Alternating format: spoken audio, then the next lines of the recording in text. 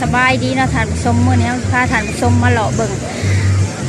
ผู้สาวลาวเล่นสงกรานต์เนาะอยู่ที่เซจำพรแกงกอกเนาะนี่สงกรานต์ปี 2019 เนาะท่านผู้ชมคึกคักขนาดบรรยากาศบ่อนที่เขาเล่นสงกรานต์กันเนาะจะลมจะเย็นเลยนะ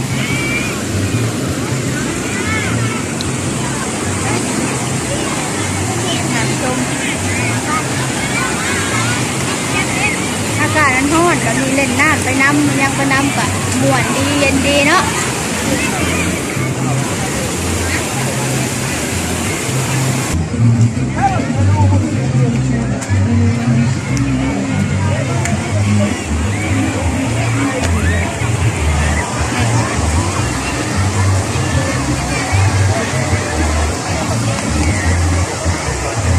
สิเป็นเขื่อนเนาะเขื่อนเซจำพรคึกคักขนาดเลยค่ะคนจะม่วนก็อยากลงไปเล่นน้ำเขาคือกันแต่ว่าติดว่าเขามาเก็บภาพบรรยากาศสถานผู้ชมเบิ่งเนาะเลยบ่ได้ลงไปเล่นเนาะเสียดายเดี๋ยวหลังจากเก็บภาพเรียบร้อยเขาก็สิลงไปเล่นน้ำเขาเลยเนาะ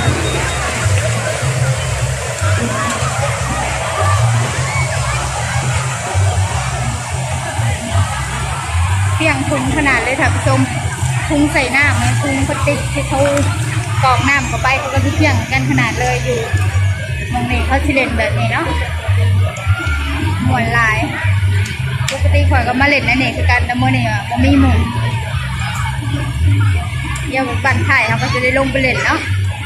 ตอนนี้เขาไปอยากลงไปนะเขาลงไปตอนนี้เอาสิบได้ภาพแบบนี้ให้ท่านผู้ชมเบิ่งเนาะค่ะชม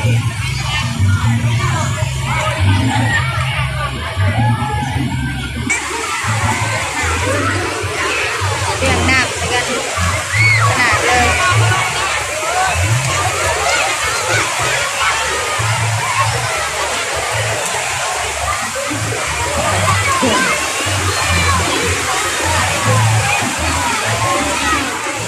ขนาดเลยท่านผู้ชมผู้บ่าวผู้สาวทำมาเล็กเล็กน้อยแต่ที่มารวมอยู่นี่เบิ้ลเนาะ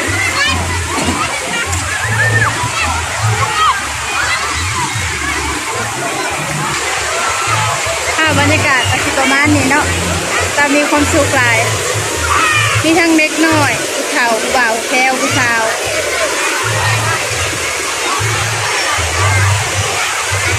สงกรานต์ปี 2019 ที่เขื่อนเซจำพรแกงกอก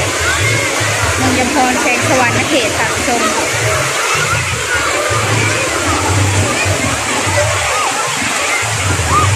บริเวณรอบๆก็คือประมาณนี้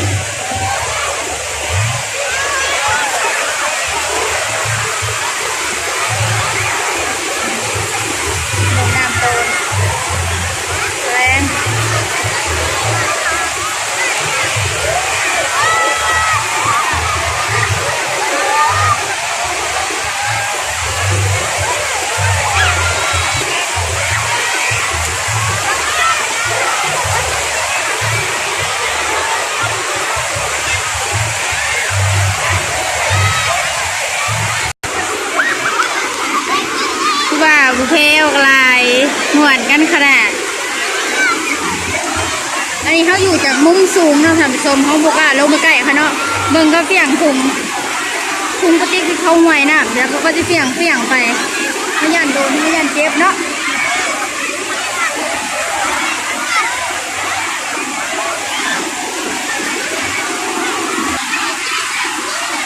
น้ำกันเย็นดีท่านผู้ชมโอ้ยสะอ่อนมวนขนาดเล่นน้ำตากแดดเนาะเจ้าแดดขนาดเลยได้ไหมท่านผู้ชม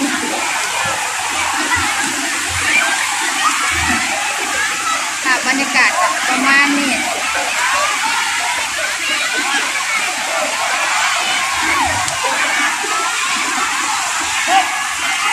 เด็กมาแล้วเด็กมา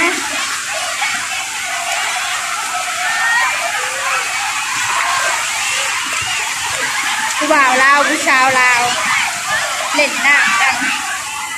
คึกคักกระหม่อม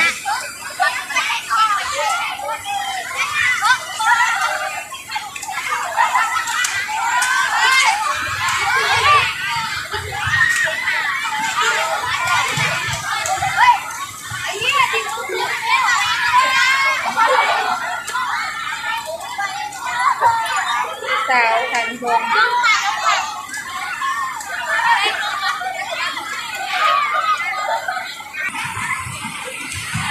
เอาสิดึงน้ำเหมือนกันเศษจากที่ทุ่งขาวๆนี่สแมนทุ่งติดปฏิกติดโคกอกน้ำนะเขาดึงมาใส่ผู้สาวหรือว่าผู้บ่าวได้เองเนาะ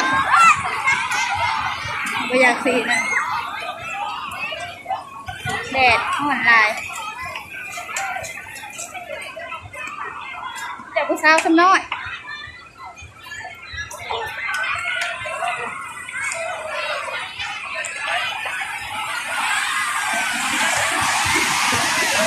ครับในการเดี๋ยวเขาจะเด็กน้ำนะเนาะ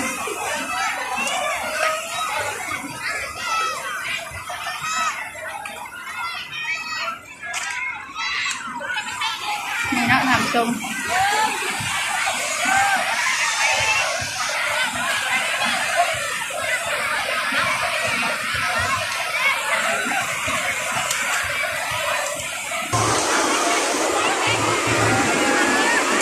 อย่าเลย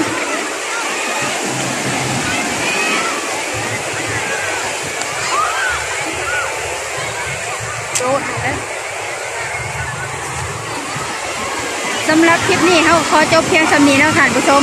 อาจจะขอโตไปเล่นน้ำของเขาก่อนเนาะหากเพื่อนมาคลิปนี้อย่าลืมกดไลค์กดแชร์กดติดตามแล้วกดสั่นกระดิ่งให้เราเดี๋ยวเพื่อเป็นกำลังใจให้เราเห็นคลิปใหม่ๆออกมาเนาะไปแล้วสบายดี